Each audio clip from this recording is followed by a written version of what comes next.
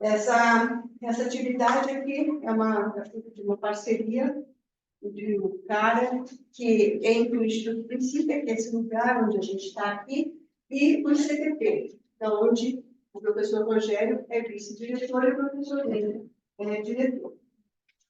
Eu sou Norma Regiane, eu sou coordenadora de eventos aqui do Instituto Princípio, que é esse espaço, que é uma fundação sem fins lucrativos e que se dedica a ser uma fonte confiável de informação científica. Então, confiável que a gente vai ter aqui o professor Rogério, que fez graduação e mestrado na USP, doutorado na Universidade de Chicago, nos Estados Unidos, vários pós-docs, tem várias publicações, e é especialista em cosmologia. Então, ele é uma fonte confiável de informação.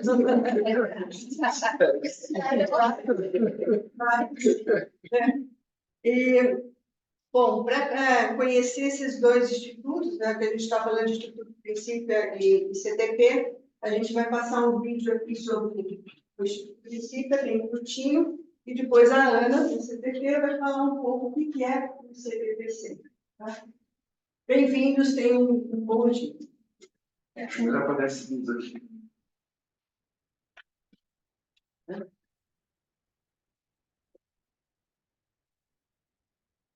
Alt Tab, só clica. Ah.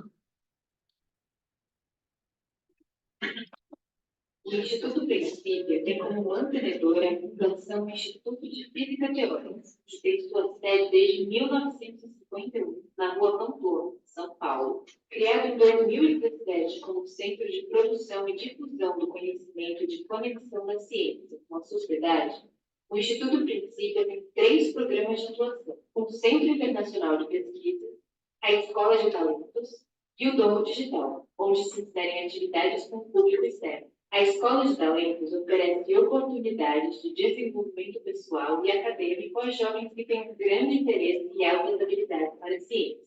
O U-Science é um programa de orientação vocacional e de divulgação científica, voltado principalmente aos jovens que estão descobrindo as possibilidades da carreira em pesquisa. O cinema científico leva os espectadores a refletir sobre as questões presentes nos filmes por meio de uma discussão clara e objetiva. O Instituto Princípio também fomenta outras atividades de difusão do conhecimento, como artigos, blogs e podcasts. Conheça, participe, amplie seus horizontes através da ciência. www.institutoprincipia.org.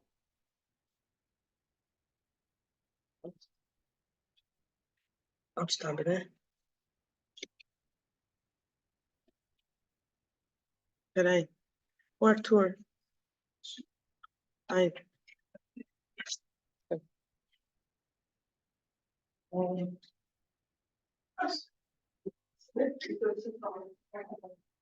Então, como a Norma disse, eu sou a Ana Luísa, muitos de vocês já me conhecem, então queria primeiro dizer que é um prazer encontrá-los assim, né? A gente estava comentando no começo como é gostosa essa sensação de que agora sim a gente está retomando as atividades presenciais com força, e é muito bom reconhecer muitos de vocês que estão acompanhando o nosso trabalho há bastante tempo. Eu também trabalho com divulgação científica no ICTP-SAFE, que é o Instituto de Física Teórica, o Instituto Sul-Americano para a Pesquisa Fundamental, um centro que tem como principal objetivo o desenvolvimento da física teórica na América do Sul, mas que também a gente faz bastante atividade de divulgação científica, especialmente para 3 diferentes públicos. Então, a gente tem atividades voltadas para professores de ensino médio, para estudantes de ensino médio e também atividades voltadas para o público geral, como essa aqui que vocês estão participando aqui. Então, eu vou falar hoje um pouquinho, bem rapidinho, porque o convidado especial é o Rogério, das atividades para o público geral, caso vocês ainda não conheçam e tenham interesse de participar. Então, para o público geral, a gente tem...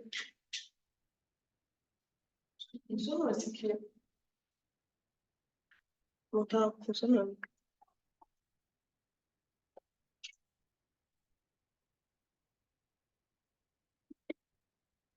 Você vai usar isso aqui, Rogério?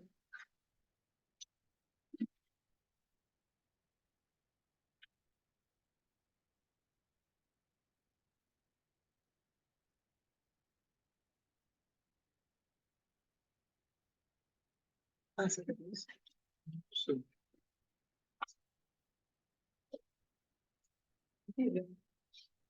Começa a escutar, passando.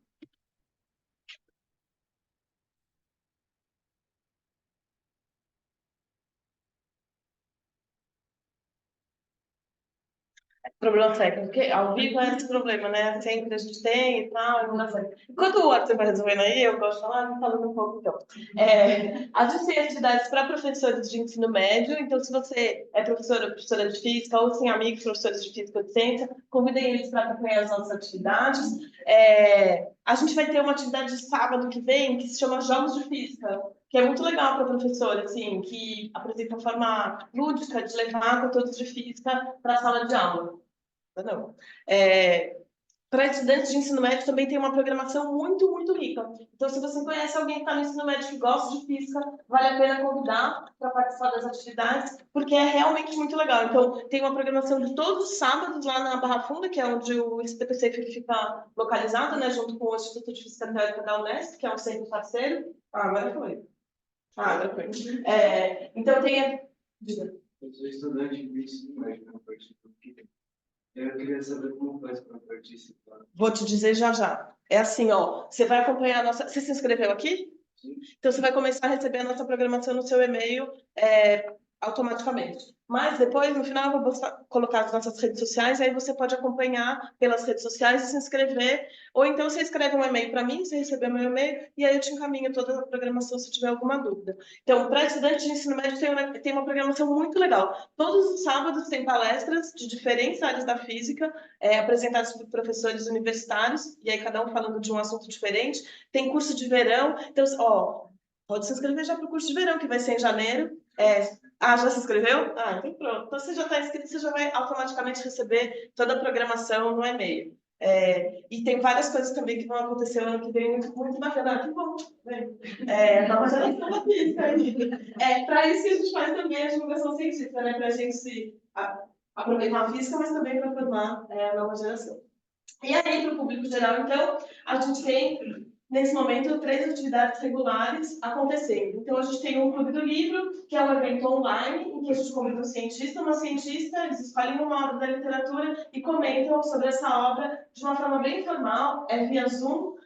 O próximo encontro vai ser 6 de dezembro, com a escritora Ana Rusch e o físico Pedro Vieira, que também é um físico do CTPC, que vão discutir essa obra da H.G. Wells, que é A Máquina do Tempo, é um clássico da ficção científica, e também vão discutir um conto que a Ana Rusch, que é autora de ficção científica, escreveu a partir de uma conversa que ela teve com o Pedro. Então, na pandemia, a gente promoveu o encontro deles dois para falar sobre viagem no tempo. A partir desse encontro, ela escreveu um conto sobre viagem no tempo, e o conto está nesse livro dessa editora Dark Side. Então, vai ser muito legal, né? Que vai ser uma oportunidade da gente conversar com uma autora que escreveu um livro um conto sobre viagem no tempo e a pessoa que motivou o conto. Eu acho que vai ser um encontro muito especial. Se vocês quiserem participar, só se inscrever via Zoom para receber o link.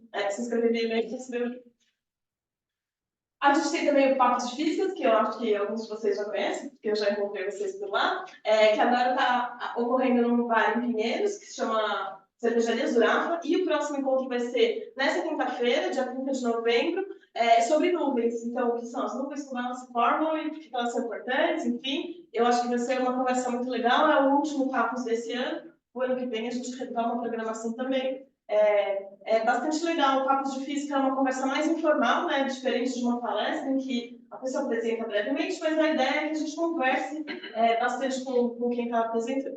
E por último, mais ou menos importante, o nosso novo programa, que se chama Ciência no Cinema, que começou com uma apresentação sobre o Oppenheimer e agora segue com apresentações mensais em parceria com o Cinema Belas Artes. E vocês que estão aqui, vieram no sábado de manhã, vão saber pela primeira vez que 12 de dezembro teremos mais uma sessão de Ciência no Cinema com o Rogério. Então, o Rogério vai falar sobre o filme Pi, então pode pôr na agenda já, mas como eu disse, vocês vão receber toda a programação por e-mail. E aí, para saber sobre as nossas programações, vocês podem acompanhar a gente nas redes sociais, estamos em todas, ou então, se você gosta de receber e-mail como eu, nesse QR Code tem uma lista de e-mails, se preenche, e aí você passa a receber a nossa lista de e-mail, certo? Então, eu queria agradecer a presença de todos vocês, também a parceria com o Instituto Princípio, que a gente espera que renda muitos grupos, né? E que a gente tenha outras atividades no futuro próximo. E passar a palavra ao Rogério. Muito obrigada. Ok. Obrigado. Ana, obrigado, Norma. Bom dia a todos. A Ana falou que palestras não são informais, mas eu gostaria que essa fosse informal.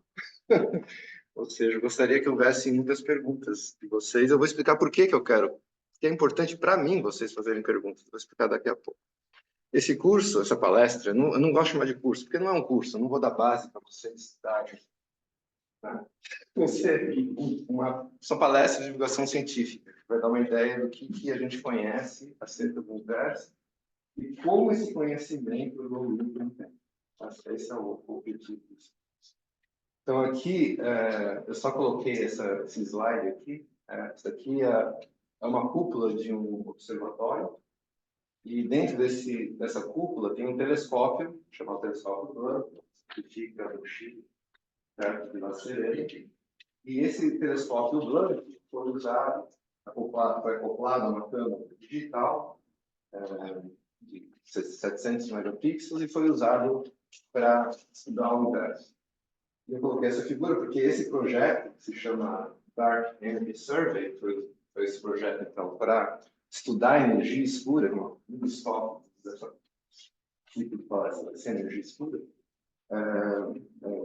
já terminou a tomada de dados e eu faço parte dessa colaboração. Por isso que eu coloquei aqui Dark Energy Survey, porque eu faço parte dessa colaboração. E a gente está, então, terminando de estudar os dados. A última análise de dados deve sair esse ano. Não, talvez no começo do ano. E aqui vocês veem, então, é uma fotografia de longa exposição, e vocês veem essa nuvem aqui no céu, que talvez algum de vocês saibam o que é essa nuvem. Essa nuvem aqui parece a nossa Via Láctea. É a nossa Via Láctea. É a nossa galáxia. Olhando assim, nossa galáxia com uma forma fixa, olhando assim, em direção da massa da fixa. Então, essa é a nossa Via Láctea. Então, a gente vai falar bastante sobre o nosso universo. Então, o roteiro da aula de hoje vai ser o seguinte. Assim, passou o slide, eu acho que eu consigo. Acho que não consigo. Deixa eu ver se vai por aqui. Foi. Então, o roteiro dessa palestra de hoje, eu vou fazer uma breve apresentação do propósito das palestras, um pouquinho. E a primeira parte, então, de fato, dessa palestra vai ser entender como que a gente pode estudar o universo, como que a cosmologia se encaixa na ciência. Então, de fato, vai ser uma discussão sobre o que é ciência.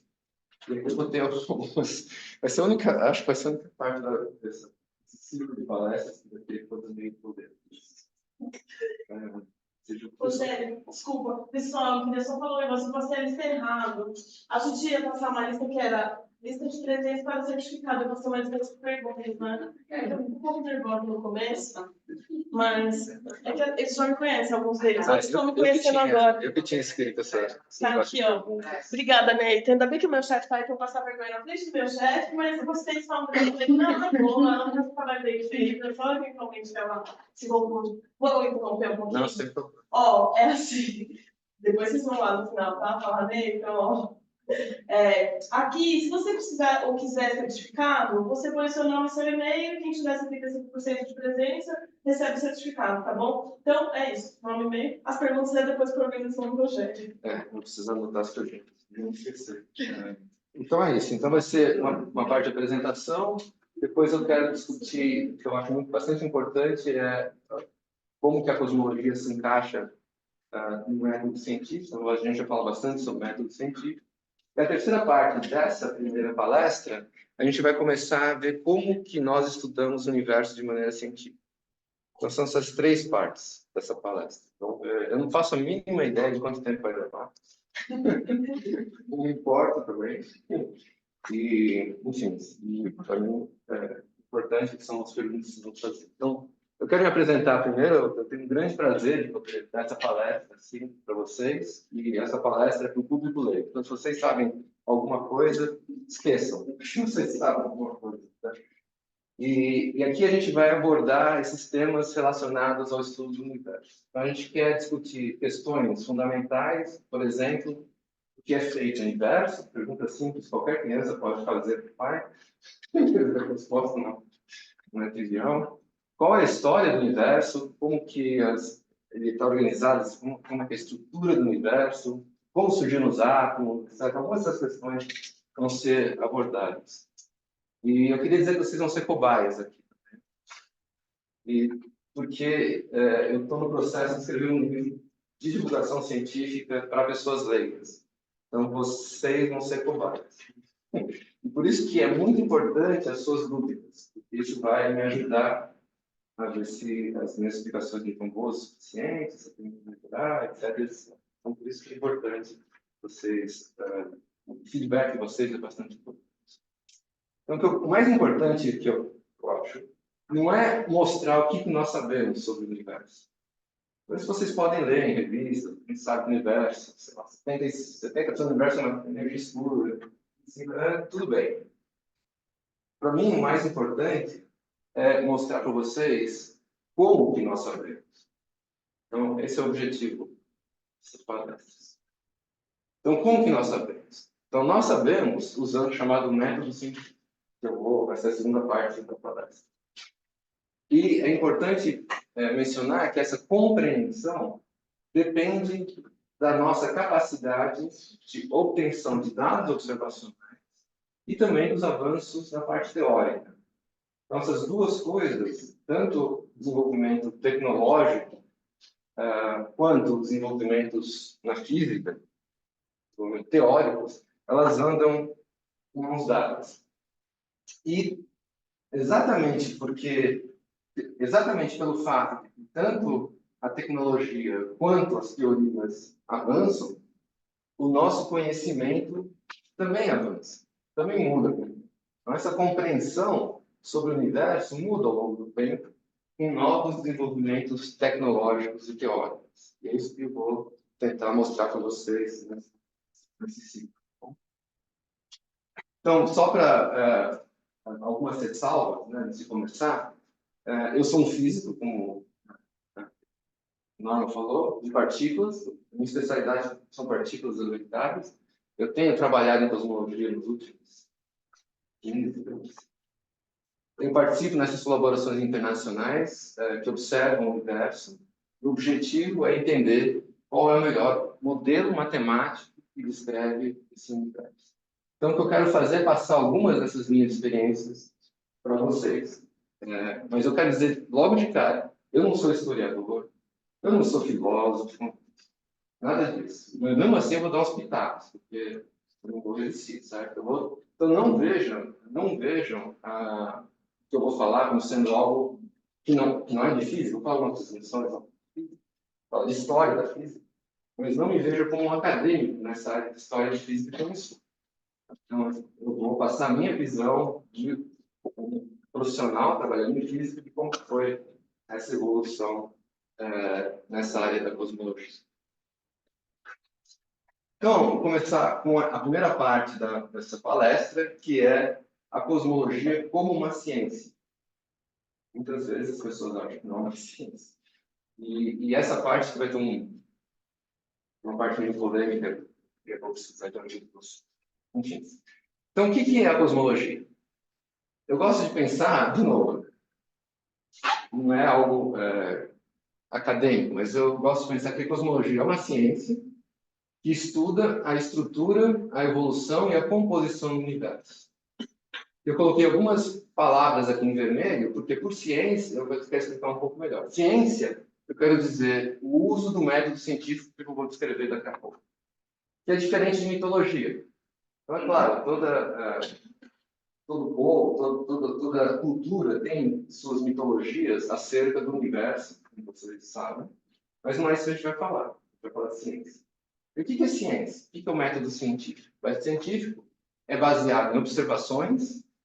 A partir dessas observações, você tem que encontrar algum padrão. Agora, pensando em padrão, porque eu penso é sobre padrões. A partir desses padrões, o que são padrões? Né? Regularidades. Por exemplo, o Sol nasce com isso é um padrão. A gente quer explicar esse padrão.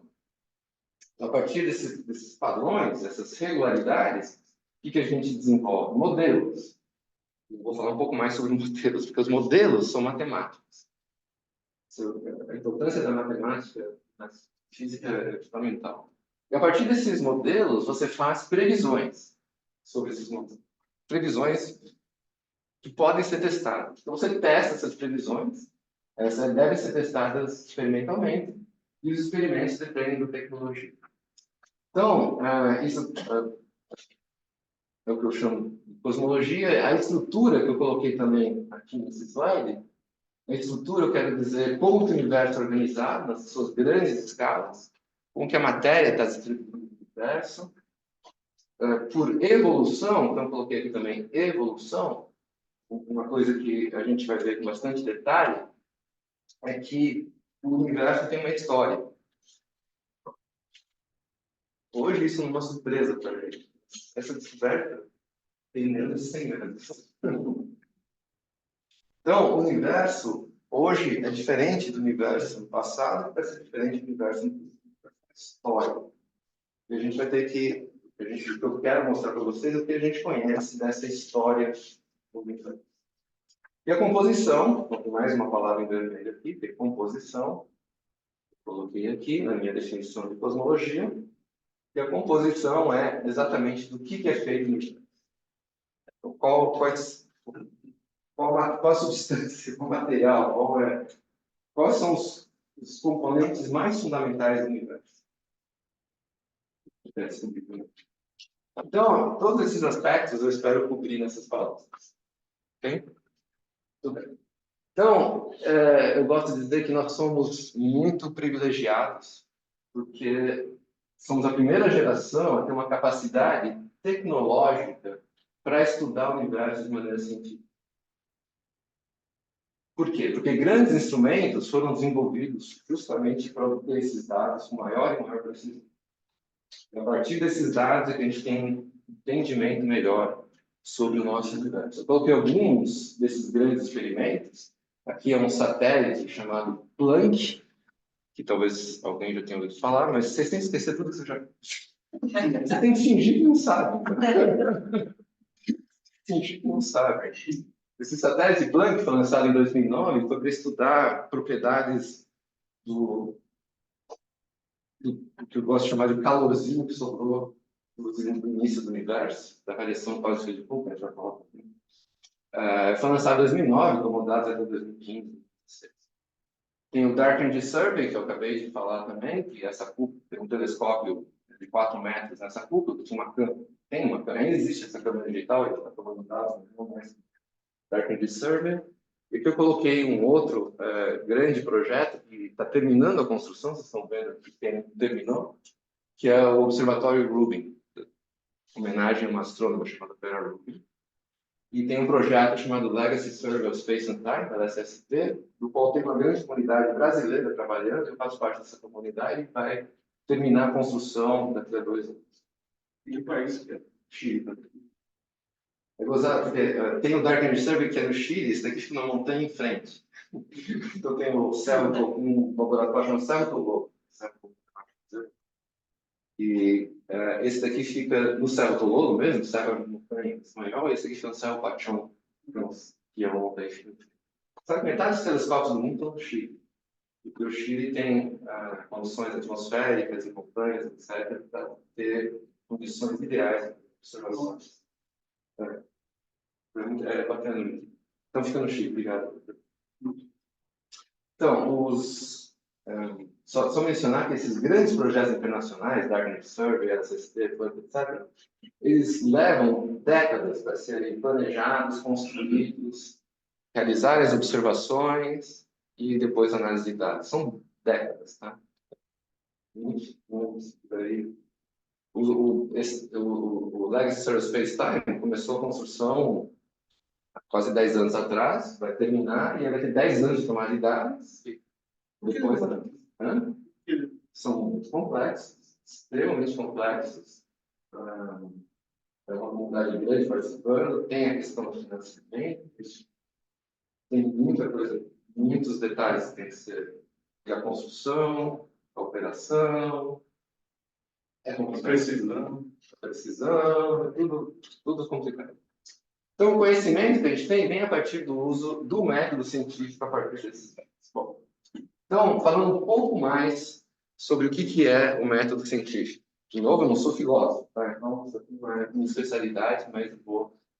Bom, tem um físico, que aliás teve no Brasil há pouco tempo, David Gross, ganhou o prêmio Nobel de Física, e eu coloquei esse texto dele, ele diz assim: o método científico é baseado na tese de que a autoridade final sobre a verdade científica reside em observações e experimentos. Dentro teórico de corda. Ele já foi embora. Eu vou falar um pouco mais sobre o método científico e falo bastante sobre o método científico. Bom, então, de novo, o método científico é baseado em observações. A partir das observações, você faz modelos, previsões, a partir dos modelos. E aí tem uma parte que é um pouco mais cinza, não é muito bem definido, mas quando os modelos são super bons, passa um monte de testes. Sabe como é que a gente chama esses modelos? De teorias. Mas não é sempre assim.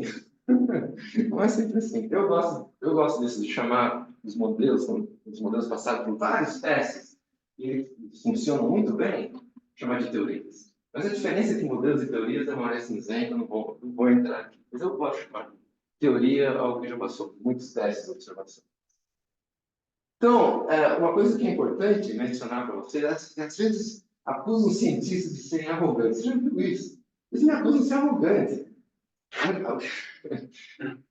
O que eu quero dizer aqui é o seguinte: a gente nunca pode ter uma certeza absoluta de que a teoria é totalmente correta. Nunca. Então, em cientista que se preze, eu gosto de considerar um cientista que se preze. Quando alguém pergunta para ele se uma teoria é ou não correta, a única resposta que se pode ter é: a teoria passou por todos os testes experimentais realizados até o momento. É isso, não dá para falar essa é a teoria correta. Absolutamente não dá, porque a gente sabe. Bom, De repente tem algum teste que ela não passa. exato, eu vou mostrar para vocês. Isso ocorre toda hora. E grande parte do trabalho do cientista é testar essas teorias com os novos experimentos. Então, essa é grande parte do que a gente faz. E por incrível que pareça, a gente gosta quando a teoria não passa um teste. A gente adora isso. A gente adora quando a teoria fica. Por quê? Tem que estar desenvolvendo uma melhor. Porque isso mostra que a gente não está entendendo ainda direito. Tem alguma coisa que falta, sabe? E a gente tenta ver o que está faltando, como que a gente consegue melhorar, como que a gente consegue evoluir o nosso conhecimento e o nosso entendimento acerca do universo.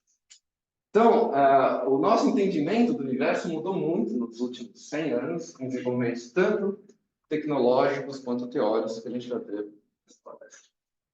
Mas eu quero dar 2 exemplos do método científico. Eu adoro isso.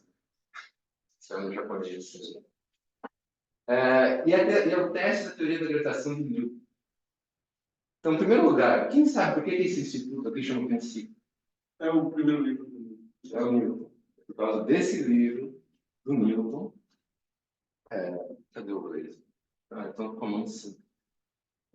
Que se chama Princípio Matemático. Todo mundo conhece esse livro como Princípio Matemático. Então, o nome desse instituto vem do livro do Newton. Muito bem. Então, o Newton escreveu esse livro em 1687, onde, entre várias outras coisas, ele propõe uma teoria da gravitação universal. Que diz basicamente que a gente aprende isso no colegial. Quem está no colegial? Você está no colegial? Vocês aprenderam a lei da gravitação de Newton, né? Que a força gravitacional proporcional à massa de cada um dos objetos, inversamente proporcional à distância ao quadrado. Parece simples, né? Acho que está errado. Não, de fato, Newton falou dessa teoria, mas a gravidade é uma curvatura do espaço-tempo. Mas como é que a gente sabe isso? Como é que nós sabemos isso? Então, aguenta aí que a gente vai chegar lá. Aguenta aí que a gente vai chegar lá. Porque a teoria de Newton é super bem testada. Senão não teria prédio, certo? A órbita dos planetas é muito bem explicada. Ela funciona muito, muito, muito bem. Muito bem. E foi um avanço incrível. Essa teoria de Newton unificou fenômenos que ocorrem na Terra, a famosa maçã que caiu na cabeça de Newton. Eu sempre pensei, se Newton estivesse no Brasil, embaixo de uma jaqueira, a gente não teria teoria da gravitação. Está sendo muito falando. Então, ele unificou essa teoria, fenômenos que ocorrem na Terra, com fenômenos que ocorrem no céu. Conseguiu, Newton e Laplace depois explicaram o movimento de planetas. Então, são regidos pelas mesmas leis. As leis que se aplicam na Terra se aplicam no espaço. Isso não é trivial de se pensar. Não é uma coisa assim óbvia, mas foi o que foi comprovado. Muito bem. Mas, como toda lei da física, tem que ser testada. Lei, eu nem falei de lei, né? Acho que quando teoria fica muito, muito boa, as pessoas chamam de lei. Modelo, teoria e lei. Enfim, as teorias de Newton devem ser testadas. Como é que se testa as teorias? Fazendo previsões. É assim que se testa, checando as coisas. Quais as previsões que foram tentadas, foram feitas? Vou focar em duas previsões, tá? Então, vou dar um exemplo para o exemplo de sucesso da teoria. Havia um astrônomo, essa história, acho que é um livro, chamado Le Verrier, um matemático. Naquela época, a astronomia e matemática era quase a mesma coisa. Vocês tinham que fazer cálculos das órbitas de planetas, etc. Então, havia um astrônomo chamado Urbain Le Verrier. Quem já ouviu falar do Le Verrier? Então, finge que não sabe. Então, esse Le Verrier, ele estudou com bastante detalhe a órbita do planeta Urano. E o que ele descobriu usando medidas, né? Na verdade, ele usou medidas, ele usava as medidas muito precisas. E ele tentou prever a órbita de Urano usando a teoria de Newton, como os planetas são em si. O que ele observou é que havia uma anomalia, algo que não era bem explicado pela teoria newtoniana, dados os planetas que existiam. O que ele fez? Ele falou assim, olha, o jeito de explicar direito essa órbita do planeta Urano é postular a existência de um outro planeta, que está perto de Urano, e se eu colocar esse outro planeta, eu vou conseguir explicar exatamente a órbita de Urano. E aí, com papel e lápis, o cara foi lá e calculou a órbita desse novo planeta. E mandou uma carta para um amigo dele, que era um astrônomo. Esse é um astrônomo que jogava um telescópio, chamava Galo. Ele mandou para vários, mas acho que só esse que resolveu olhar. E ele calculou, então, a trajetória desse novo planeta, de acordo com a lei da gravitação de Newton, para explicar essa anomalia do movimento do planeta Urano, mandou uma carta para um astrônomo e falou, olha, procura nessa posição, nesse dia. O cara foi lá, procurou aquela posição, naquele dia, encontrou. Descobriu um planeta. Previsto com papel e lápis. Ou caneta. Sei, naquela foi um bicho. Caneta com pelo. Então, isso é incrível. Uma previsão teórica que foi observada. Um planeta foi descoberto, previsto, teoricamente, descoberto assim, desse jeito. Então, esse é um exemplo incrível de método científico. Certo? O que vocês falam para Newton? Parabéns. Sua teoria está funcionando super bem. Né? Preveu um novo, passou o teste. Preveu um novo planeta. Preveu até que não existe. Inclusive, uma previsão, essa é uma boa pergunta. Uma previsão é de algo que não existe. Uma previsão. Você está prevendo um fenômeno que não foi observado. Então, foi uma previsão da existência de um planeta que foi confirmada. Não é incrível? Eu acho sim. Muito bem, então esse é um exemplo de sucesso da teoria newtoniana. Agora eu vou dar um exemplo de fracasso da teoria newtoniana. Tinha um astrônomo matemático chamado Le Verrier. E esse astrônomo matemático chamado Le Verrier, ele estudou a órbita de Mercúrio com muita precisão, depois da descoberta de... Ele viu... Depois daquela previsão anterior. Era o mesmo. Mesmo? Eu tô brincando, mas é verdade. Acho que vai ficar a mesma pessoa. Então, Segurão, né? hã? Já fiz, estou seguro. Então, ele viu, tá? Esse é o trabalho dele, procurar anomalias do planeta. Aí o Mercúrio é o planeta mais próximo do Sol, vocês sabem.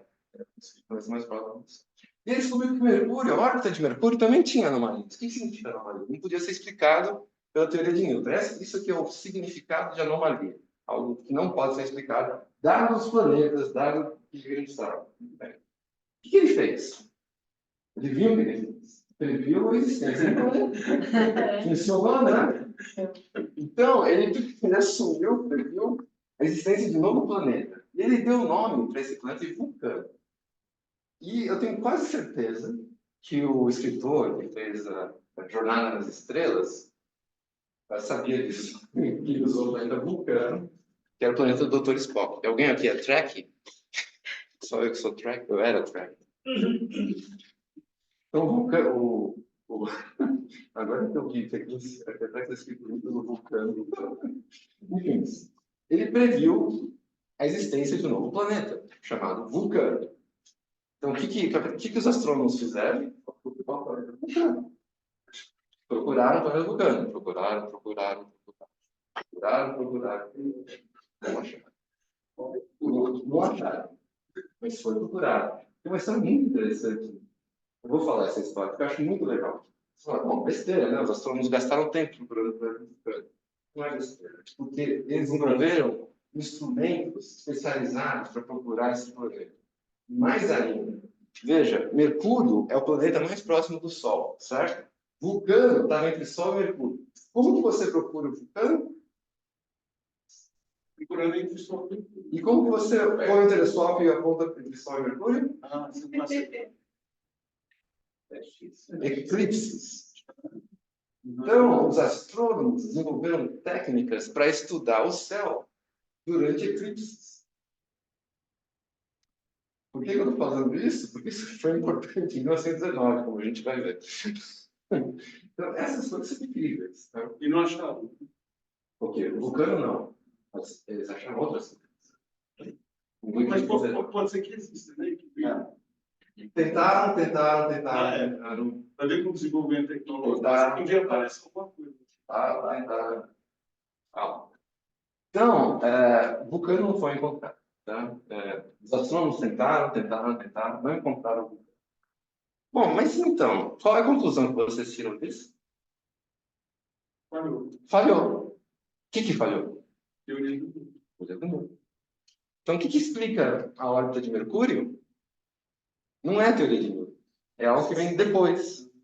Então, a teoria da gravitação de Newton, ela é incapaz de descrever essa anomalia na órbita de Mercúrio.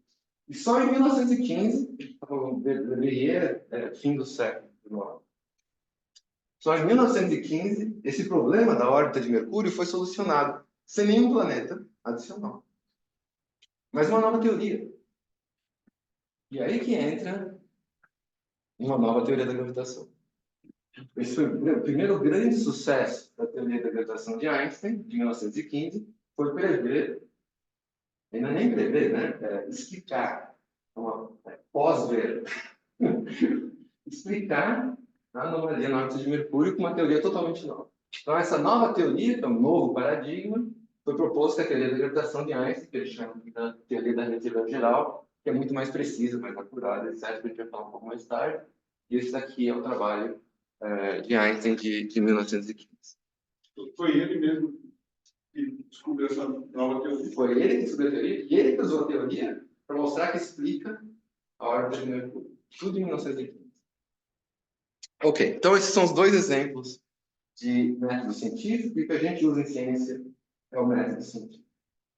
Ok? Mais perguntas? Que agora é uma coisa super arriscada. Eu vou falar de um tema que eu acabei escrevendo, porque eu não gosto muito, mas tive que escrever. E é legal, eu acho que pode ser legal. Vai ser muito polêmico, eu já vou avisando, polêmico. Mas eu quero ver a reação de vocês. A gente está falando sobre cosmologia. Cosmologia é o estudo do universo. E aí entra questões religiosas no meio. Sempre que eu dou palestra em cosmologia, não é sempre, na verdade quase nunca. Mas eu vou provocar um pouco. E eu vou me arrepender disso, com certeza. Mas, enfim, eu quero ver a reação de vocês pelo que eu vou falar. Então, vai ser provocativa. 2, 3 slides, uma coisa mais provocativa. Então, a pergunta é possível conciliar cosmologia e religião? Essa é uma pergunta meio estranha de se fazer. E eu prometo que vai ser a última coisa. Eu nunca mais vou falar disso na nunca mais.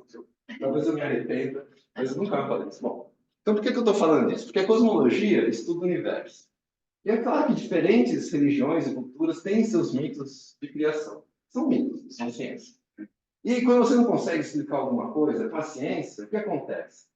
Você tem uma explicação que está além da ciência. Que a gente chama isso de explicações sobrenaturais. É o que eu chamo de sobrenatural. Mas é uma definição meio circular, né? Se não está na ciência, você não precisa explicar uma coisa. Bom, então, por exemplo, vou dar um exemplo para vocês. O Sol, né? O Sol nasce, se põe, etc., a cada 24 horas e tal. Muitos povos que não sabiam o que estava acontecendo postulavam a existência de um ser sobrenatural que levantava o Sol e baixava o Sol. Era uma explicação sobrenatural, não era uma coisa.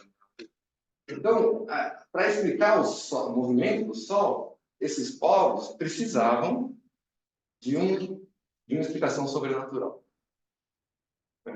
Então, a questão, e eu não sou eu que fiz isso, eu tenho um físico estadunidense, Shane Carroll, que é um cara, se vocês olharem, é um cara bem... Ele veio para o Briggs, fala bastante coisa. Ele escreveu um ensaio, que eu achei muito bacana o título. O universo precisa de Deus? O que ele quis dizer com isso? Eu estou sendo muito provocador. O que ele quis dizer com isso? Ele quis dizer assim, olha, naquela época, o Sol, para explicar a trajetória do Sol, precisava de um ser sobrenatural. Será que para explicar o universo eu preciso de um ser sobrenatural? Essa é a questão. Vocês entendem? Será que eu vou conseguir, será que a ciência vai conseguir explicar o universo? Eu vou ser um pouco mais preciso. Mas, no fim, a minha conclusão é que eu vou explicar por que a minha conclusão é isso, que a religião atende e a ciência entende. Vou explicar isso mais. Então, um dos casos paradigmáticos desse aparente conflito entre ciência e religião, talvez vocês saibam, é a condenação de Galileu Galilei, em 1663, por ir contra um dogma vigente na Igreja Católica na época. Mas ele foi absolvido, então teve todo um processo de absolvição de Galileu pela Igreja em 1994. E na época, o presidente, você sabe que a Vaticano tem uma academia de ciência, isso é bem legal, a Academia de Ciências do Vaticano. E o presidente, na época da Academia de Ciências do Vaticano, era um brasileiro, um biofísico brasileiro, chamado Chagas Filho. Ele é filho de Carlos Chagas, o famoso Carlos Chagas. Ele foi presidente dessa Academia de Ciências do Vaticano. E o Papa João Paulo II, em 79, pediu para que ele montasse uma comissão para estudar o caso de Galileu, que funcionou de 81 a 94 e absolveu Galileu oficialmente. Finalmente, Galileu foi absolvido. E eu acho interessante o discurso do Papa João Paulo II, à época, que ele falou que o erro dos teólogos da época, ao apoiar a centralidade da técnica, no caso, Galileu defendia o sistema geocêntrico, e a Igreja defendia o sistema geocêntrico. Então, o erro dos teólogos é pensar que o nosso conhecimento da escritura do mundo físico foi, de certa maneira, imposto pelo sentido literal da Sagrada Escritura. Então, a Igreja admite que a Bíblia não pode ser interpretada como uma verdade literal. E aí tem um filme Pi de novo, que eu lembrei agora, que era adaptado por rabinos, que queriam interpretar. Então, o que importa em uma teoria científica ou filosófica, acima de tudo, que é verdadeiro, ou pelo menos sério e solidamente fundado. Dessa maneira, conflitos desnecessários entre ciências e religião vão ser evitados.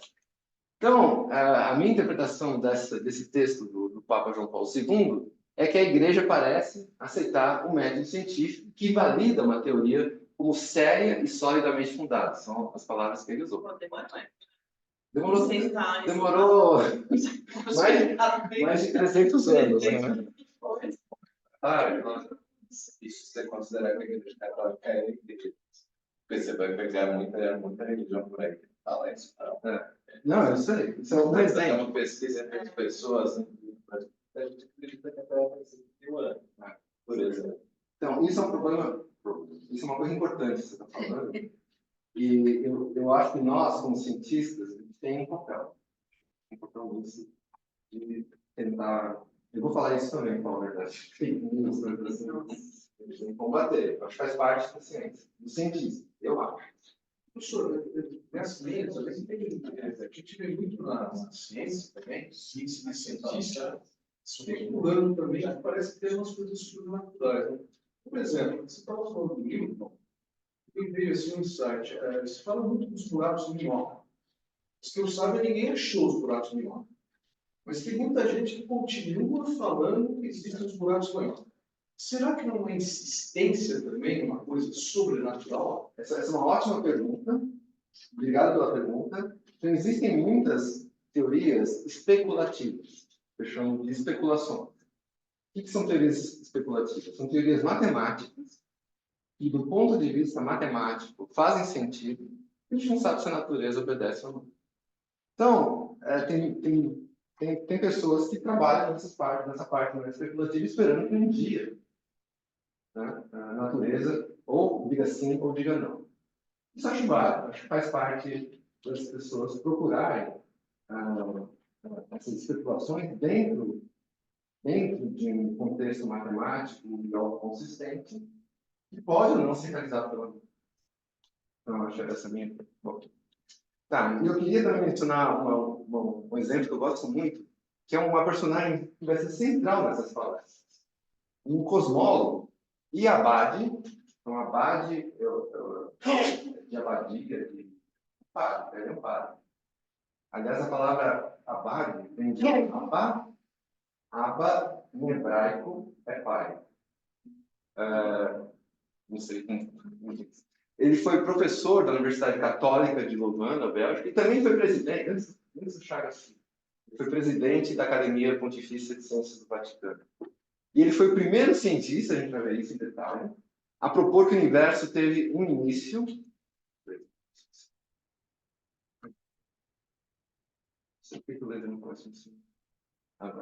Teve um início baseado em dados observacionais. Então, Lemaitre usou dados observacionais para mostrar que o universo. Ele foi a primeira pessoa a descobrir que o universo fez nossa. Incrível, né? Você não sabia. Todo mundo fala que foi bom. Eu vou explicar por que foi Lemaitre. Filho, a gente vai chegar lá. Ótimo. Espera a próxima aula. A gente vai chegar em tudo. Como é que você destruiu? Usando dados observacionais do Wikipedia. Não usou nenhum dado observacional. Mas a gente vai chegar lá. Eu só confirmou a gente vai chegar lá. É muito legal essa história. Muito legal. Se você olhar os trabalhos de Hubble, de 29, mesmo de 31, não tem a palavra expansão no universo. Não tem. E eu vou explicar por que não tem. Mas isso é muito bacana. Então, Lemaitre, quem já ouviu falar de Lemaitre? Ok, legal. Porque não é uma figura muito conhecida. Na minha opinião, é uma figura central em cosmologia e em seu universo. Então, ele foi um dos primeiros a pensar no início do universo, de fato. E ele preveniu o Vaticano que a teoria que ele estava desenvolvendo não deve ser considerada uma confirmação da criação desse tipo de gênero. Olha, Papa, eu sou padre, mas eu estou falando que nada a ver com religião. Tá? Ele conseguiu separar. É incrível. Então, a questão da criação do universo, estou falando agora como cientista, ainda está fora do alcance da ciência. A gente não consegue dizer como o universo foi criado. O que eu vou mostrar para vocês é que a gente tem conhecimento incrível. Vou dar um spoiler para vocês. Vocês já sabem. O universo tem cerca de 14 bilhões de anos. Vocês já sabem, certo? A gente consegue explicar desde os primeiros minutos até 14 bilhões. Não tá bom? Tá bom. É. Você vai tentar, mas aquele primeiro instante ali. Não sei. Não sei. O cientista pode falar, não sei. Tá? Eu falo, não sei. Ninguém sabe. Ninguém sabe. Então ainda está fora. Por quê? Mas por que a gente não sabe? Porque ainda não tem nenhuma teoria que possa explicar. Uma teoria que foi testada nas condições nisso. Então, existem teorias especulativas. E aí quem fala especulação? Existem teorias especulativas sobre a formação do universo, sobre a criação do universo. Existem teorias especulativas. No livro que eu estou escrevendo, eu escrevi isso. Eu não vou ter tempo de chegar aqui em teorias especulativas. Mas existem. Né? A gente não sabe como são especulativas. O que é uma teoria especulativa? A gente não sabe se está certo ou não. Sabe? Então, a gente não sabe se está certo. Lógica em si. Tem toda uma lógica. Que hoje na ciência social se fala de narrativas, né? É um pouco mais da narrativa, porque ela obedece ao que a gente conhece de física. E eu posso até um dia, talvez ano que vem, falar sobre, porque faz parte do livro, mas que são 4 palestras e o livro da palestra. Bom, enfim, não vou falar disso, mas existem. E então, é possível que no futuro, hoje não, mas no futuro, a gente possa responder negativamente ao título do ensaio do Shankar, que é o Universo das Ideias. É possível. Isso vai ser legal. Mas então, assim, o corte importante, eu acho que é o próprio Newton. Quando ele começa o princípio, ele discute esse assunto aí. Ele diz que realmente não precisa de Deus. Não.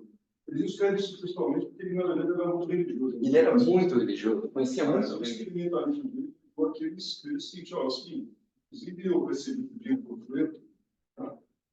E que nos anticristos, entre eles, estava Newton, Einstein. Porque é isso, eu acho que o Newton ele já fala, só que ele responde. E eu acho que justamente a síntese que ele faz, da sincronização positiva, extremou a questão. O corte é o Newton. Quer dizer, começou com o Galileu, mas quem faz, eu acho, uma definição categórica é o Newton. Ele escreve, ele não escreve assim, não sei, mas ele diz assim, nós temos que levar em conta só o que é importante nas medidas aqui, vamos que vamos.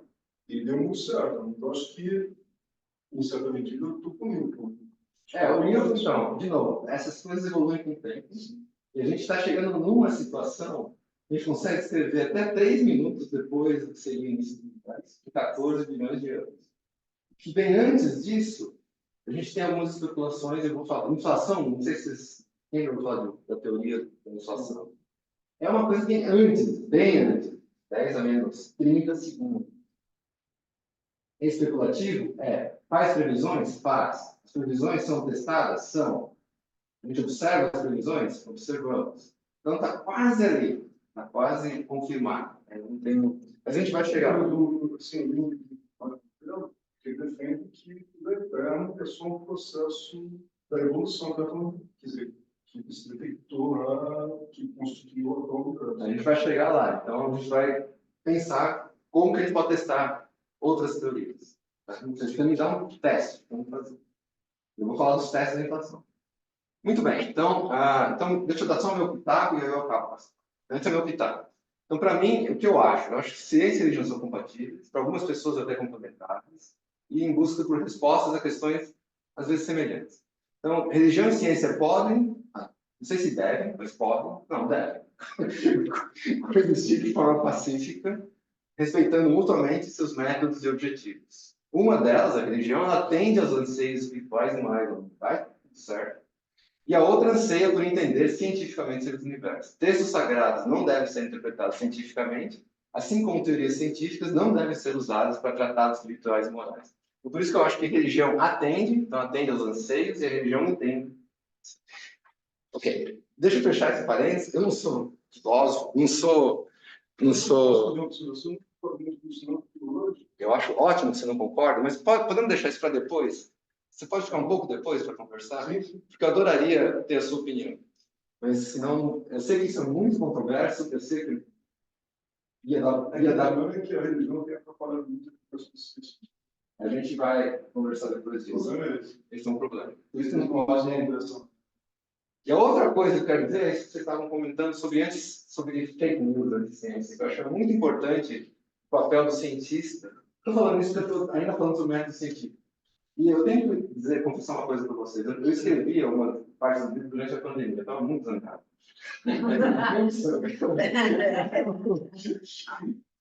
Então, eu acho que esse capítulo do livro chama Ser chato é parte do trabalho, por exemplo. Eu sou chato. Não tem jeito, você tem que ser chato. Porque vem o seu amigo e fala, olha, eu vi na internet que... Eu já fico nervoso. Então, as pessoas passam as informações sem nenhum critério, etc. Então, acho que faz parte do cientista e dos não cientistas que gostam do método, que acham que o método científico é a maneira de você progredir, de combater essas pseudociências. E é isso. Porque isso pode ser perigoso. Não, os terraplanistas são apenas ofensivos comparados com antivacina. Sabe como está Eu acho que um leva o outro. E precisa entender por que isso está acontecendo. Tem muita coisa que a gente precisa entender. Como combater isso.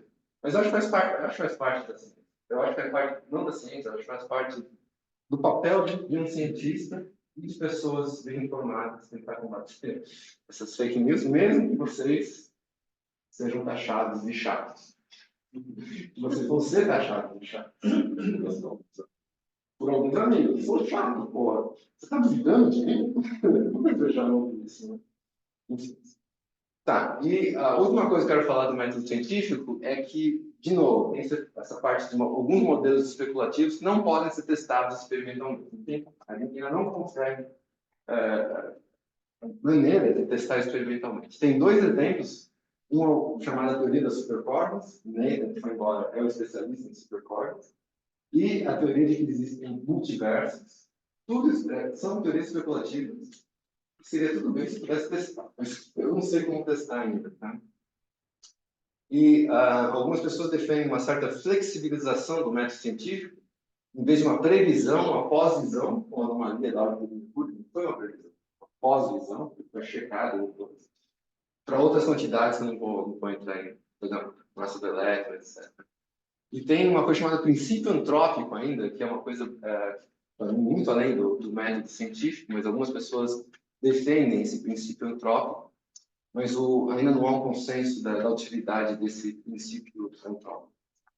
Deixa eu só falar o que é o princípio antrópico em 2 minutos, eu não quero ficar muito tempo nisso. O princípio antrópico é o seguinte: suponha que você quer explicar por que a constante de Newton tem o valor que ela tem. Sabe, tem uma constante de Newton, eu não sei por que ela tem valor. Eu quero tentar explicar. E a explicação antrópica, você sabe, antropocentrismo. O homem, o centro de tudo.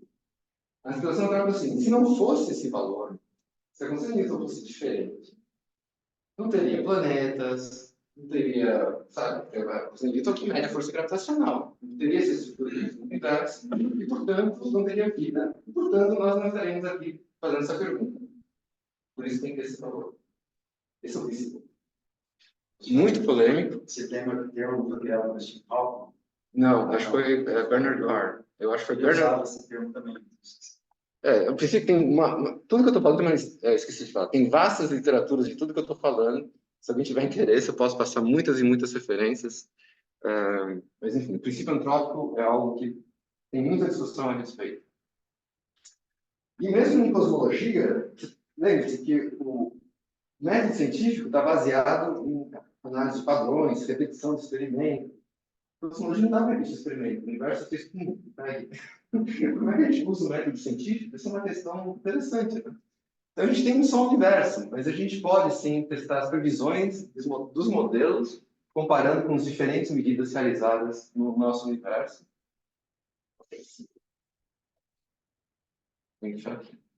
Então, grande parte das palestras será dedicada aos testes que a gente faz para entender melhor o que é o universo. E, finalmente, algo que eu já mencionei, qual é a linguagem do universo? Então, está aqui uma cotação do Galileu, que diz que o livro da natureza está escrito na linguagem da matemática. Então, de fato, modelos que a gente... Isso é uma evolução incrível.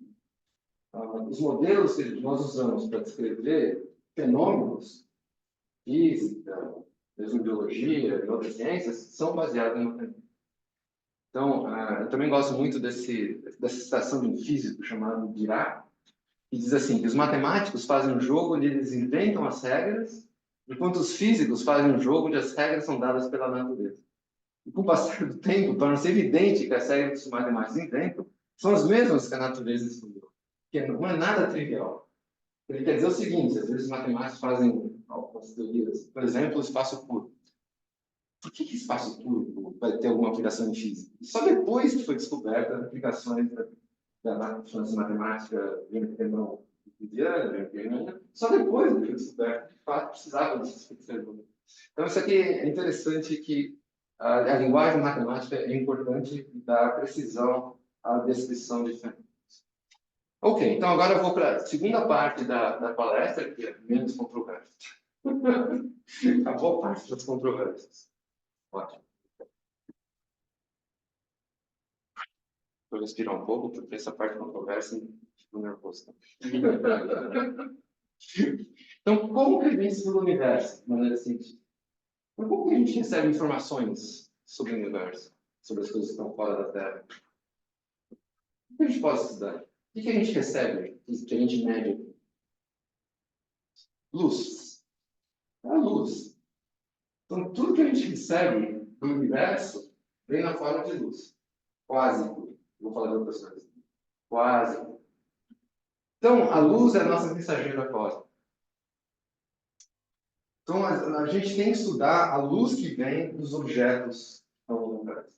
Estrelas, galáxias, etc. A gente enxerga porque eles emitem luz. Então, a gente precisa entender um pouco mais o que é a luz. Bem? Então, primeiro, a luz, ela viaja no espaço. Ela não precisa de um meio para viajar. Então, ela viaja no vazio, no vácuo completo. E no vazio, ela viaja com uma velocidade muito grande, mas não é infinita.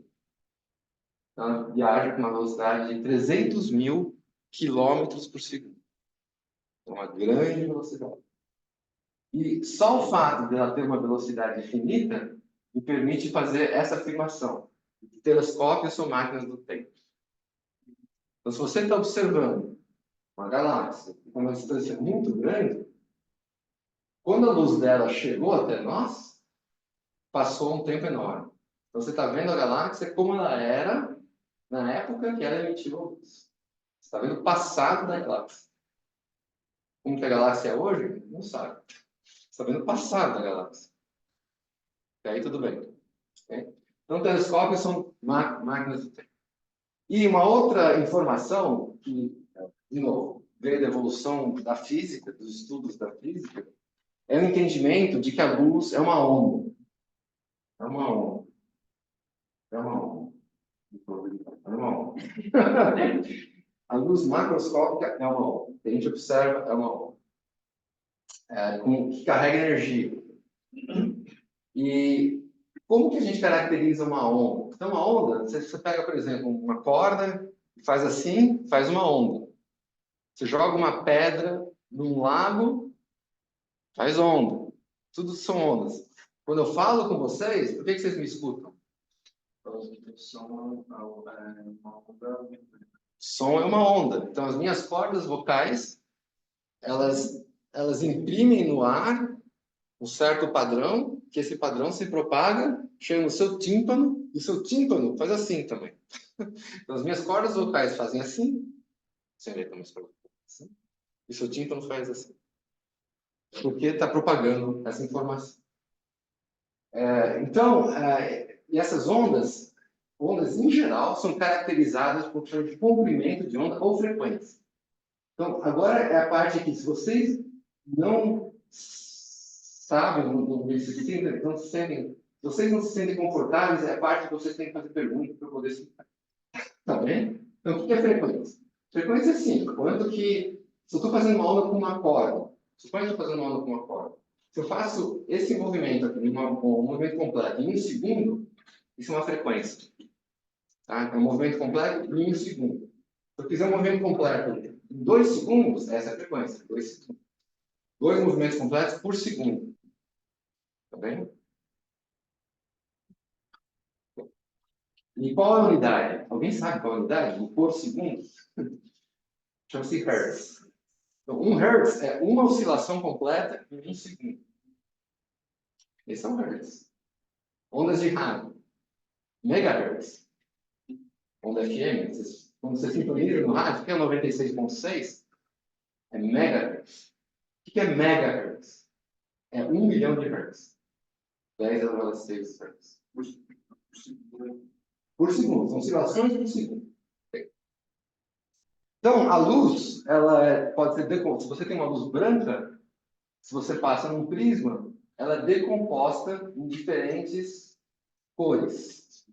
O que são as? Por que tem de cores diferentes? O que caracteriza uma cor de uma luz? Comprimentos de ondas diferentes. Ou frequências diferentes também. Porque comprimento de onda e frequência estão relacionados. Um é o inverso do outro, basicamente. Relacionado pela velocidade da luz. Tudo bem até agora? Ok, então agora a gente vai falar sobre o espectro eletromagnético. Então, o que é o espectro eletromagnético? Então, as ondas eletromagnéticas podem ter muitas frequências diferentes. Okay? O que a gente enxerga é uma parte muito pequenininha das possibilidades de comprimentos de onda da onda eletromagnética. Então, aqui está todo o espectro eletromagnético, está aqui em cima. Aqui vocês estão vendo uma ilustração de que o comprimento de onda aumenta para a direita, como vocês podem ver. Tá? E aqui tem quanto que vale o comprimento de onda. Então, aqui, por exemplo, micro-ondas da ordem de menos de 1 metro, entre 1 metro e 0,1 milímetros. Ondas de rádio são maiores ainda, na ordem de quilômetros, se você quiser. E a gente não enxerga rádio, né? Você enxerga onda de rádio? Ainda bem, né? A pessoa se enxergasse onda de rádio, você não enxergava mais nada. Em todo lugar tem onda de rádio. Então, o que a gente enxerga é uma parte muito pequenininha aqui, que chama luz visível, e tem comprimentos de onda que vai de mais ou menos 400 nanômetros. Então, 1 nanômetro é 10 a menos 9 de metro. Vocês estão acostumados com a notação científica, quando eu falo 10 elevado a alguma potência? Se alguém não tiver, me avisa, que eu posso explicar depois da aula, eu explico, tá? Porque não é todo mundo que sabe. Então, é importante. Então, aqui, o espectro a luz visível está só daqui, de 400 a 700 nanômetros. Ok? Bem pequenininho. Ok. Então, por exemplo, aqui eu tirei de um site da NASA, um dos instrumentos que a NASA tem, uma coisa chamada Solar Dynamics Observatory, que tem o Sol, então são imagens do Sol em diferentes comprimentos de onda. Aqui usando angstroms. Então, alguém já ouviu falar de angstrom? O angstrom desculpe, 1 nanômetro é 10 angstroms. Então, aqui seria, isso aqui se multiplica por 10, dá angstroms. Tá? Seria 4.000 angstroms, aqui seria 7 angstroms. Luz visível. Se eu estiver indo rápido, vocês me param, tá? Aqui é o Sol. Então, aqui o Sol observado na luz visível, é mais ou menos isso que a gente observa. Mas o Sol, ele emite ondas eletromagnéticas em outras frequências. No raio-x, no infravermelho, que a gente não enxerga. Mas como você não enxerga? Isso aqui não é uma fotografia? Isso aqui não é a cor verdadeira. Isso aqui é só uma ilustração. Eles usam os dados observados, foi uma coloração artificial. Isso aqui não tem nada a ver com a cor, tá? Dá para entender isso? Isso aqui está fora, tem 171 anos. É só uma maneira de você enxergar e ficar bonito na foto. Assim como essas galáxias, eu vou mostrar, não é visível. Algumas não são visíveis, outras são. Então, só para mostrar como que o Sol faz a diferença. E só para também mencionar, eu falei que a luz, a maior parte da informação do universo vem até nós de formas de luz. É quase verdade. É quase verdade. Recentemente, novas janelas do universo foram abertas, que não são ondas eletromagnéticas. Quando eu falo luz, de fato, quer dizer ondas eletromagnéticas. Então, tem uma coisa chamada raios cósmicos, tem partículas chamadas neutrinos, que também vêm do espaço, e algo chamado ondas, um outro tipo de onda, que não é eletromagnética, não é sonora, não é nada que você possa imaginar, são ondas do próprio espaço. Eu posso falar mais sobre isso mais tarde, chamadas ondas gravitacionais. E isso é uma coisa recente. Ondas gravitacionais foram detectadas pela primeira vez em 2015. 2015. Para mim, 2015 é onda.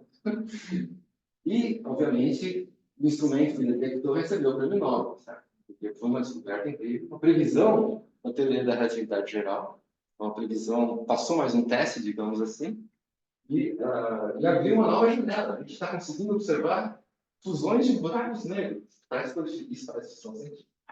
Dois buracos negros no espaço se chocam e emitem ondas gravitacionais, emitem luz. Não emitem luz.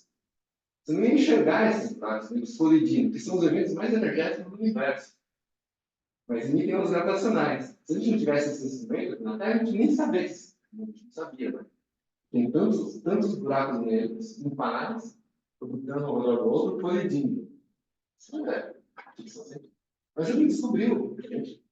Incrível. E abriu uma nova janela, que é da astronomia multimensageira. Mas eu sei que a gente conseguiu dar uma volta por acho dos Sagitários aí. Sagitários, buraco negro da nossa galáxia. Vou falar um pouco mais sobre isso. Não sei se tem a foto dele. Do livro todo preto.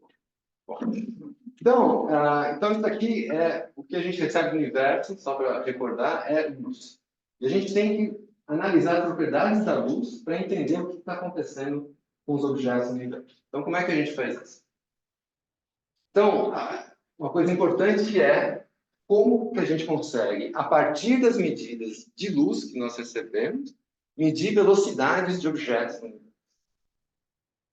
Isso é incrível, a gente consegue. Como que a gente consegue? A gente consegue usando o que se chama o efeito Doppler, que é o nome dado físico. Não importa. O que é o efeito Doppler? Vocês já viram? O efeito Doppler é o fenômeno que, se você está em movimento com relação a uma fonte que está emitindo uma onda, você recebe essa onda de um jeito diferente do que quando ela foi emitida. Estão falando, estou muito abstrato, né? Tá. Então, pensa numa ambulância ou num carro de corrida, Fórmula 1. Quando o carro de corrida de Fórmula 1 está vindo na direção do microfone, você escuta um barulho mais agudo. E quando ele está se afastando, você escuta um barulho mais grave. Por que tem essa mudança do barulho? Por que ele passa de mais agudo para mais grave? Está mudando a frequência. Por que está mudando a frequência?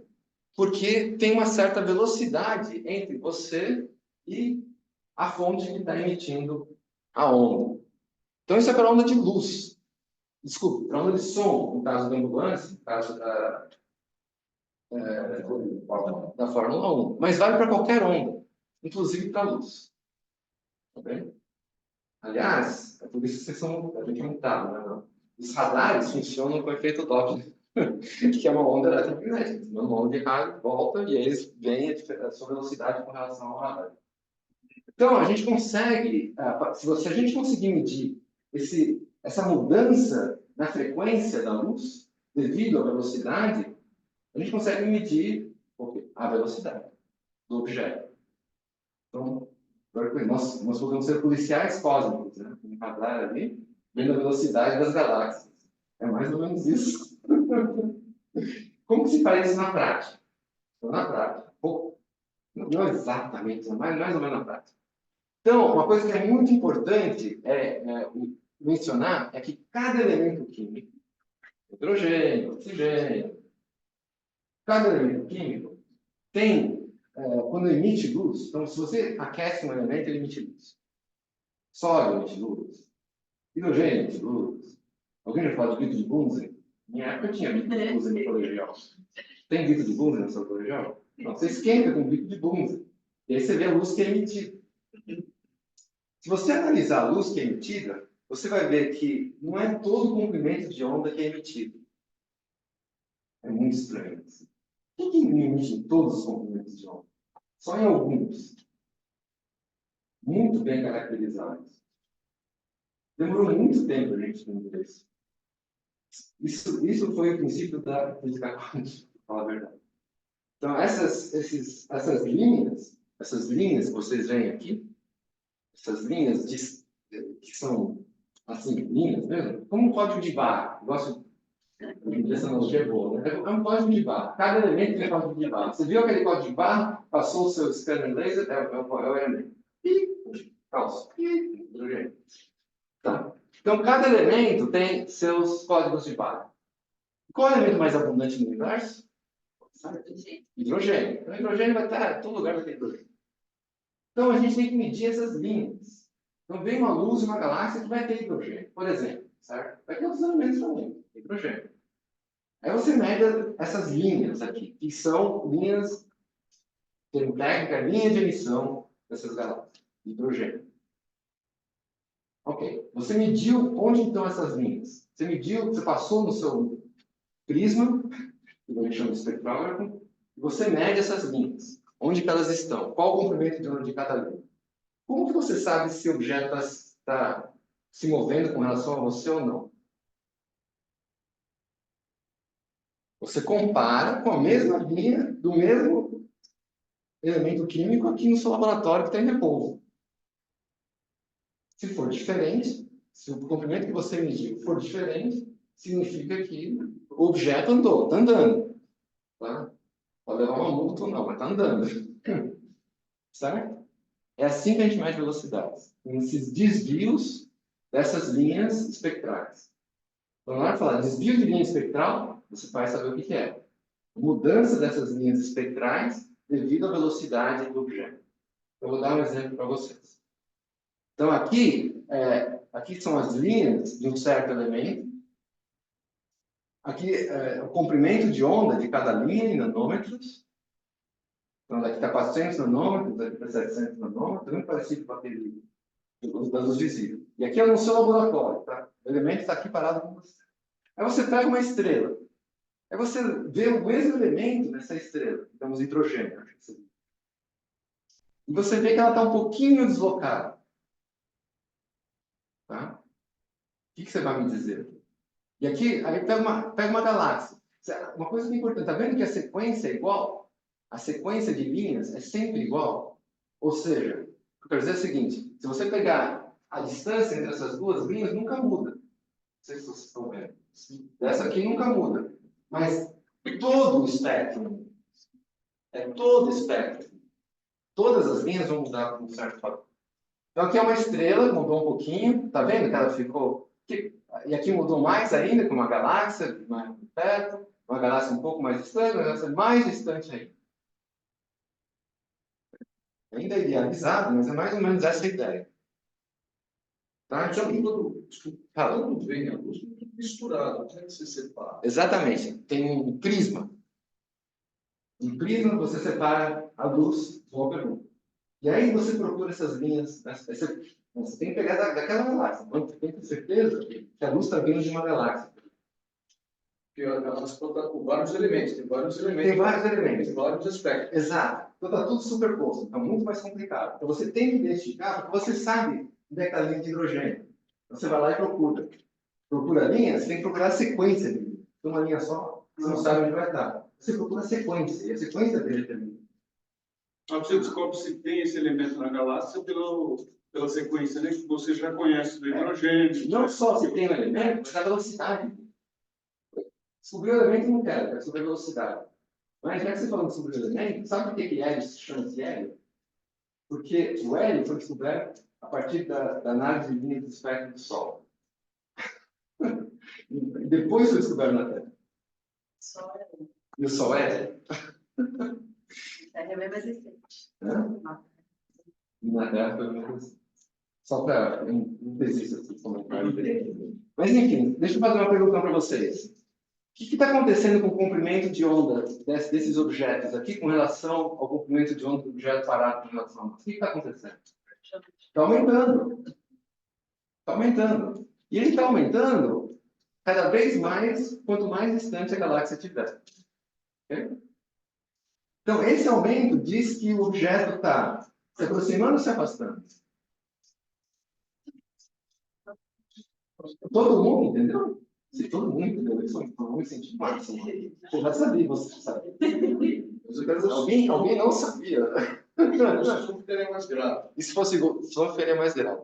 Exatamente. Então você está aumentando o comprimento de onda, fica mais vermelho, e se fosse som, ficaria mais grave. Exatamente.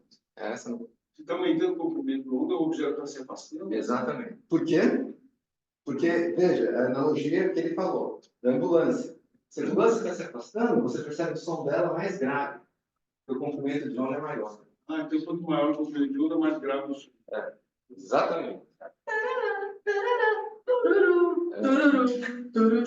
Eu ouvi em Barcelona e falando de tênis. Eu gosto de fazer. Não. Isso também é típico. Então é isso, pessoal. É tão simples quanto isso. Assim você mede velocidades no universo, a partir da luz. Então, medir velocidades é fácil. Então, o que a gente descobriu medindo esses desvios, olha só, você pode ser chique, falando, desvios de linhas espectrais. É assim que a gente mede. Desvios de linhas espectrais. Então, a gente, através da análise de desvios das linhas espectrais, a gente descobriu que as galáxias distantes estão se afastando de nós. Menos Andrômeda, que não é distante, está próximo. Eu vou explicar por que também. E como é que a gente descobriu isso? Porque a luz fica desviada para o vermelho. As linhas espectrais se desviam para o vermelho. E a grandeza importante em cosmologia é o que a gente chama de redshift. Vocês já ouviram falar de uma coisa chamada redshift? É a característica principal que mostra a velocidade de uma galáxia, uma nação. A gente não mede mais quilômetros por segundo, a gente gosta de medir pelo quanto mudou a linha espectral. Como que ela muda? Isso chama redshift, que é o desvio para o vermelho e que é denotado pela letra Z. Então, qualquer livro de cosmologia que se vocês forem estudar, vai mencionar o redshift de uma certa galáxia. Tem a ver com o desvio para o vermelho. Quanto maior o redshift, maior essa velocidade com qual ela se afasta. Ok, então agora eu vou falar sobre como que a gente usa isso para fazer mapas do universo. Então, a partir dessas medidas, isso foi um processo demorado. Por quê? Porque precisou de... Não é fácil medir esse espectro. Em primeiro lugar, você tem que deixar isso muito claro. Não é fácil. Então, teve que esperar grandes movimentos tecnológicos para conseguir medir esses objetos. Estava meio-dia, né? Eu não vou conseguir acabar. Então, esses avanços tecnológicos acabaram permitindo essa medida dessas linhas espectrais da luz de galáxias. Então, instrumentos, que chamam espectrógrafos, foram desenvolvidos para estudar essas linhas espectrais. E aí, o importante era fazer isso para muitas galáxias, muitas e muitas galáxias.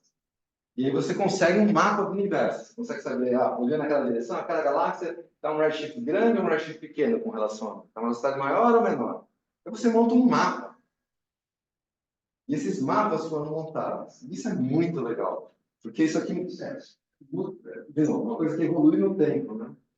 O primeiro redshift de galáxia foi medido em 1913. Demorou um tempão, porque sabe por quê? Porque a luz da galáxia é fraquinha. Fraquinha. Você tem que colocar um telescópio lá, acoplar com um prisma e ficar esperando dias até que... Mudou. A tecnologia mudou muito, eu posso falar bastante sobre isso. Muito bom. Então, primeiro, uma foto de galáxias. Vocês talvez já tenham visto isso. Isso aqui é uma foto do telescópio espacial Hubble, que mostra galáxias, montes de galáxias, aqui deve ter centenas de galáxias. E as galáxias, elas estão distribuídas de uma maneira, não é muito uniforme. Tem aglomerados de galáxias que se formam no universo. Então, essa foto aqui tem centenas de galáxias de um aglomerado particular, tem uma classificação de aglomerados de galáxias, além da classificação de galáxias. Essa aqui se chama Abell 2744. Só para mostrar que existem muitas galáxias com diferentes formatos, etc. E aí você tem que medir a luz de cada uma delas. Tá? Como é que você mede a luz de uma galáxia? Sabe como se faz? Eu vou falar como se faz. Como foi feito. Mede a velocidade? A gente mede a luz para medir a velocidade. Você sabe o que é uma fibra ótica? Fibra ótica é um negocinho, um cabinho fibra ótica de plástico, que a luz entra quando uma luz entra nessa fibra ótica, ela não sai, só sai do outro lado. Então você pega uma imagem num telescópio e põe uma fibra ótica em cima de uma galáxia. E essa fibra ótica é conectada a um instrumento chamado espectrógrafo. E aí você mede a luz de uma galáxia. Ricardo, Cada uma está numa velocidade? cada uma tem um redshift. É claro, se você tem, por exemplo, aqui, as velocidades podem ser muito parecidas, porque elas estão num grupo, né? Mas elas vão ter velocidades diferentes. Porque mesmo estando num grupo, eu gosto de pensar assim, pensa num enxame de abelhas num balão. E o balão está se movendo. Então, a velocidade dessas abelhas com relação a você vão ser parecidas. Mas dentro do balão, elas têm velocidades. É a mesma coisa aqui. Estou aprendendo a analogia. Mas tecnicamente, só para Sim. saber, assim, você tem uma célula fotossensível que é conectada à fibra ótica, não? Sim. Então, no plano do telescópio, você põe a fibra ótica em cima da galáxia. Está ligado, você tem que deixar uma certa exposição, né? E tem que deixar um tempo. E o telescópio tem que acompanhar o movimento. Demora um tempo. Você tem que coletar a luz. Demora tempo. É muito legal. Então, deixa eu falar para vocês. O que foi feito no Escola Digital Sky Survey, que é uma coisa incrível, incrível. Primeiro, você tem que saber onde estão as galáxias. Antes de fazer essas medidas, você tem que saber onde elas estão para poder colocar a fibra ótica. O que eles faziam? Porque todo esse já acabou. Eles tinham círculos de metal, e nesse círculo de metal, eles furavam buracos. Eles furavam buracos nos lugares onde eles sabiam que estariam as galáxias. E colocavam esse círculo de metal no plano do foco do telescópio. E cada um desses furinhos que eles faziam, tinham da ordem de 500 furos em cada círculo. Aí eu posso buscar. Eu até tentei comprar uma daqueles vendem no porque cada noite era os caras funcionaram por 20 anos. Então, cada noite era uma. E aí eles colocam, então, essas fibras óticas nos furinhos. E essas fibras óticas eram conectadas ao espectrógrafo. Tinha que acompanhar o movimento da galáxia. Precisa de tempo para você ter intensidade o suficiente para analisar o espectro. Mas pelo menos você põe o Fibra ótica. da fibra ótica, é o polígono. É um lugar por cima. A captação ali, a reprodução da luz lá, Em outro lugar. Exatamente. Você tem que aí a célula sensível está lá. Está lá atrás. Um instrumento chamado espectrógrafo. É muito legal. Não, então, isso É muito legal. Eu botei um filminho aqui. Eu acho que eu botei um filminho. Bom, deixa eu mostrar isso. Então, a ideia era fazer esses mapas, né, de galáxias. Esse foi talvez o primeiro mapa. Pra vocês terem uma ideia. Primeiro mapa. Isso aqui, o primeiro mapa foi em 1998. Para mim, 1998 foi bom. Né? 98 foi bom. Esse foi o primeiro mapa. O que é isso? Então, isso aqui é uma região do céu. Então, aqui são um ângulo desse jeito, assim. E aqui é o redshift. Para falar o redshift multiplicado pela velocidade da luz, não importa. O que é cada pontinho aqui? É uma galáxia. Cada pontinho é uma galáxia. E aqui você vê umas estruturas assim. Isso aqui são coisas muito próximas, né? Parecem próximas. Então, cada ponto aqui é uma galáxia, e aqui você tem nesse eixo o redshift, e aqui é a posição angular da galáxia. Tá? Isso foi em 98. Então, vamos um pouco mais para frente. Isso aqui é em 2010. Já é um mapa com 42 mil galáxias, e o redshift, aqui é o redshift, e até 0,7. Essa aqui é a porcentagem de como que a luz está analisada. De novo, você vê essas estruturas. As galáxias não estão extremamente uniformemente distribuídas. Né? Tem grandes vazios aqui, grandes vazios, estruturas que parecem filamentares, etc.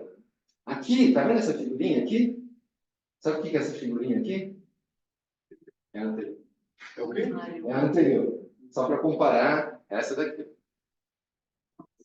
Só para comparar quanto mais de redshift e quanto mais galáxias. Bom, isso é 2010. Só para entender como é que se construi o telescópio, você vai no ângulo. Isso. você tem a posição angular da galáxia. Então, você sabe onde a galáxia está, em diâmetro. Você não sabe o redshift. A terceira dimensão é o redshift. Tá?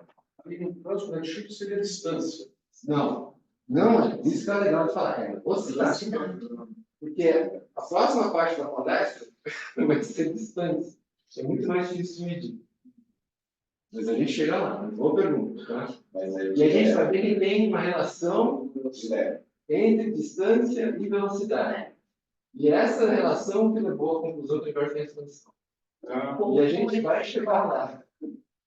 A gente vai chegar lá em algum momento. Eu sei que já passou da hora, mas me dá mais 5 minutos. Eu acho que mais 5 minutos eu resolvo isso daqui. Isso daqui era um vídeo que eu queria passar, mas eu vou passar depois de terminar. E aí vocês podem ir embora, depois eu volto e passo. Mas esse é o instrumento chamado Sloan Digital Sky Survey. Tem um videozinho de alguns minutos que mostra isso que você perguntou, como que eles coletam. E aqui é um mapa, né, mais recente, com 200 mil galáxias. Cada pontinho é uma galáxia. A cor aqui é simplesmente diferente de galáxias. Você consegue ver aqui é o redshift, aqui, nós estamos aqui, que é 0,2, 0,5, agora vai quase até 5. Tá? Aí tem uma coisa aqui que eu vou explicar mais tarde o que é redshift igual a 1000, mas é outra história. Lá em cima é maior, né? Quanto maior o redshift, maior a velocidade. Mas vamos esquecer velocidade, porque se a gente for pensar em velocidade, confunde.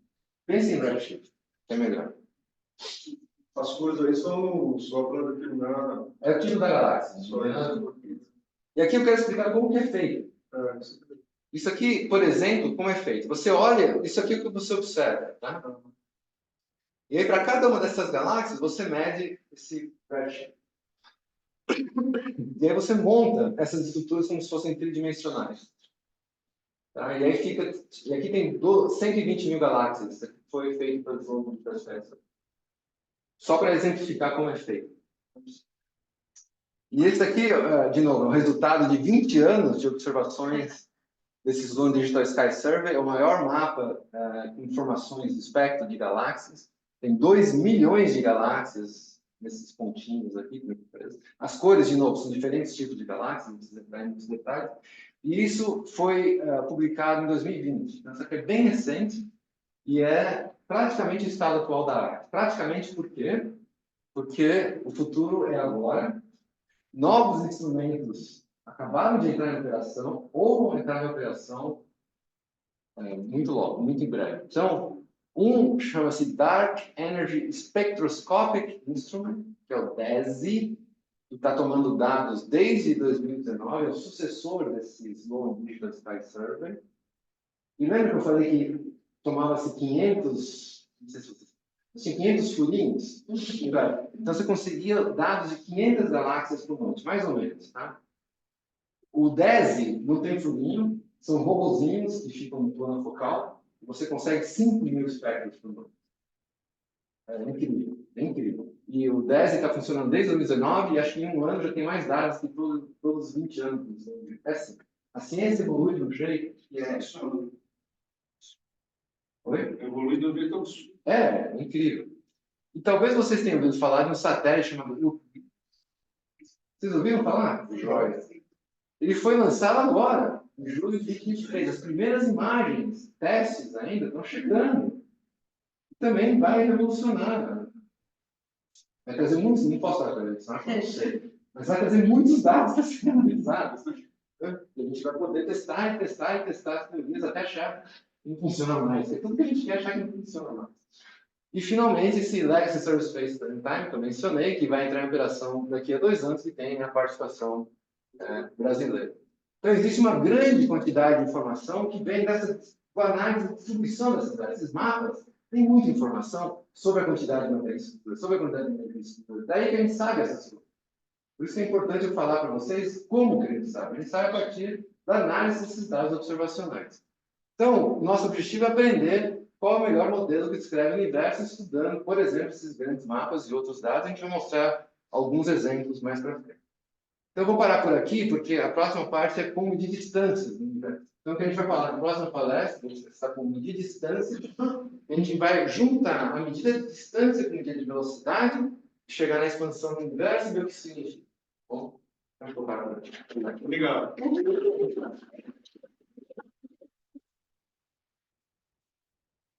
Se vocês tiverem perguntas, vou ficar aqui porque as perguntas são importantes para mim, tá? Principalmente na parte polêmica. Eu não sabia que ia acontecer. Ah, deixa eu só passar o filminho. Para quem quiser, eu vou passar.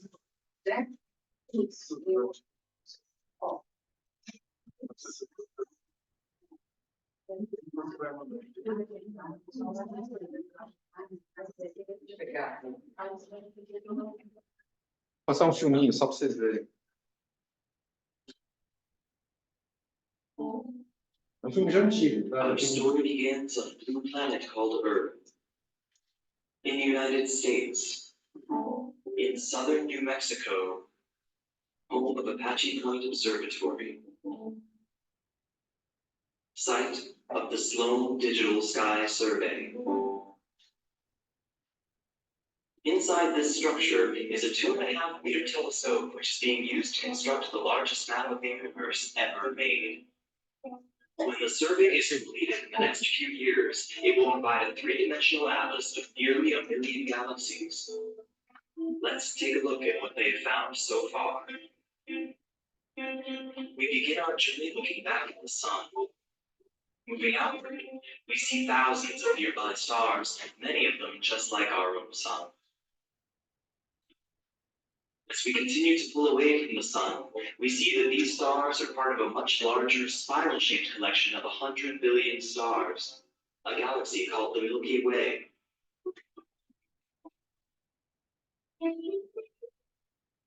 Moving outward from the Milky Way, we begin to see the nearest galaxies mapped by the Sloan Digital Sky Survey.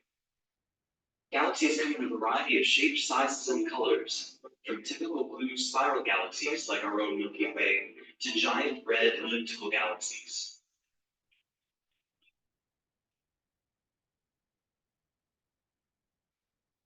Now, hundreds of millions of light years from Earth, we see that galaxies are not randomly distributed throughout the universe. They collect together in groups of different sizes, ranging from clusters of hundreds of galaxies to huge web-like structures stretching across hundreds of millions of light years. The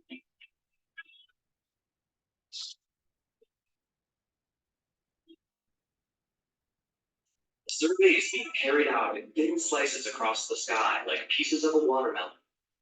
When completed, these slices will merge together to form a three-dimensional map of the universe.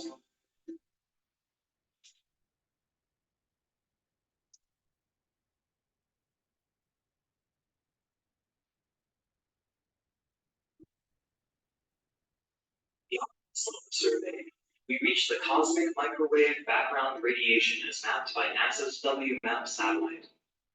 This radiation gives us a picture of the temperature of the universe when it was only 400,000 years old.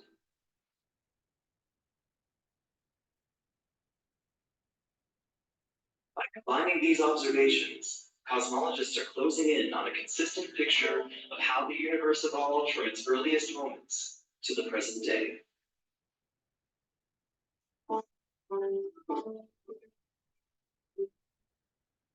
Esses planos, na verdade, são observacionais, né? Que é simples, Você olha nessas fatias, você concentrar em algum lugar. você não tem uma visão de que tem que ter mais informações para você completar o espaço. É uma informação geralmente alguma fatia. Aí você tem aqueles ângulos ali. Isso seria legal depois, como você... O centro ali é a observação nossa. Os centros somos nós. Né? Não somos o centro, mas é onde nós estamos. Não, nós não somos o centro. Isso é legal saber. Ok. Então, talvez até o próximo sábado. Espero que vocês vão. Se